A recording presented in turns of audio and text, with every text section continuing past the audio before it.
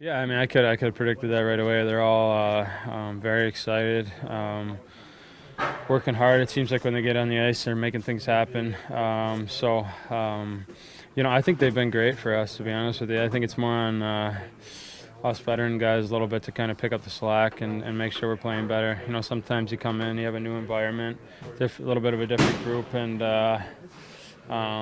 things just feel a little bit different. So I think it's just about us kind of taking control a little bit, not waiting for the next guy to do it. Make sure when you're out there, you're taking advantage of your ice time and also the opportunity of being out there trying to make something happen. So I think a little bit too much waiting around and waiting for the next guy to do it. Our Tammy didn't go through many slumps last year.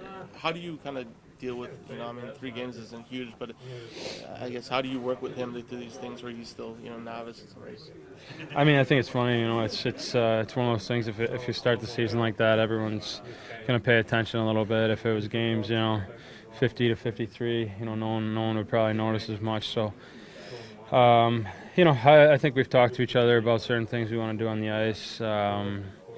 And also staying confident. I think the important message to him is just he's a great player. He should know that. It should be in his head. He shouldn't be thinking too much about anything else. So, it's not like you have a couple or a few bad games or a couple games where you don't get points and then all of a sudden you're a bad player. I mean, he's still a heck of a hockey player. So I think sometimes just relay that message over a little bit. Has it gotten easier to talk to him? It looks like you guys were talking for 90 seconds out there today. Yeah, I mean, conversations have been easy for the past year or so. I mean, I think the first couple months you kind of learn different ways to talk to him and words that he understands, and if you don't understand it, you kind of break down the message a little bit, but communication isn't a problem. When you have an off season where you don't have a guy that you haven't played with, does it take a minute to get that chemistry back and kind of figure things out? Yeah, I mean, I think everyone's, especially coming from the World Cup, everyone was probably playing in different systems, playing with different players. You're playing at a high level of hockey, so just coming into to the NHL season, I mean, you do have to recapture it a little bit.